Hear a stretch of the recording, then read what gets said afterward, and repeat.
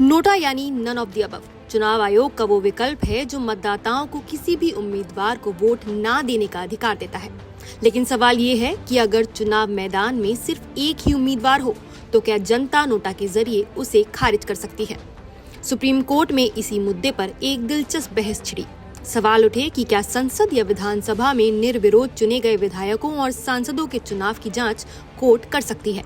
एक तरफ supreme court ने इसे नोटा के अधिकार से जुड़ा अहम सवाल माना, तो दूसरी तरफ केंद्र सरकार ने इसे सिर्फ अकादमिक यानी गैर जरूरी बहस बताया।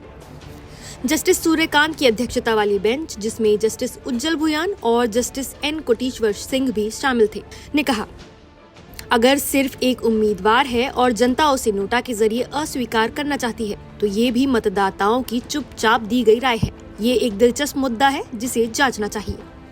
दरअसल representation of the people act 1951 की धारा 53(2) कहती है कि अगर कोई उम्मीदवार निर्विरोध है तो वो सीधे विजेता घोषित हो जाएगा। इसी कानून को विधि सेंटर फॉर लीगल पॉलिसी द्वारा दायर याचिका में चुनौती दी गई है। याचिकाकर्ता का कहना है कि इससे जनता का प्रतिनिधि चुनने का अधिकार और नोटा का इस्तेमाल करने का मौका छिन जाता है।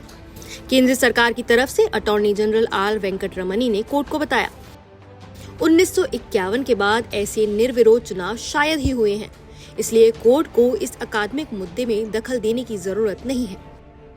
लेकिन याचिकाकर्ता ने इस तर्क को खारिज कर 1952 से अब तक 26 निर्विरोध सांसदों के उदाहरण पेश किए।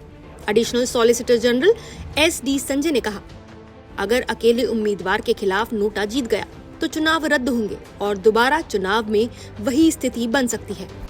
जवाब में बेंच ने कहा ऐसा नहीं होगा क्योंकि अगली बार सभी राजनीतिक दल उम्मीदवार खड़े करेंगे। चुनाव आयोग पहले ही कोर्ट को बता चुका है कि 2013 से अब तक किसी भी सीट पर नोटा को बहुमत नहीं मिला है, लेकिन कोर्ट का मानना है हर उम्मीदवार को कम से कम 5 से 15% वोट हासिल करने की शर्त पर विचार हो सकता है ताकि जनता के पास विकल्प न होने की स्थिति न बने। अब देखना होगा कि क्या सुप्रीम कोर्ट इस मामले में जनता के नोटा अधिकार को मजबूत करने की दिशा में कोई ठोस फैसला देगा या फिर केंद्र सरकार के मुताबिक इसे महज एक सैद्धांतिक बहस मानकर छोड़ देगा। आप इस मामले में क्या कहना चाहेंगे? अपनी राय हमें कमेंट करके बताएं। नमस्कार, मैं हूं मानक गुप्ता। अगर आपको हमारा ये वीडियो पसंद आया हो तो इसे लाइक और शेयर जरूर करें और हाँ, हमें सब्सक्राइब और फॉलो करना ना भूलें ताकि आप देश और दुनिया की कोई खबर मिस ना करें। तो जुड़े रहिए हमारे साथ और देखते रहिए News 24।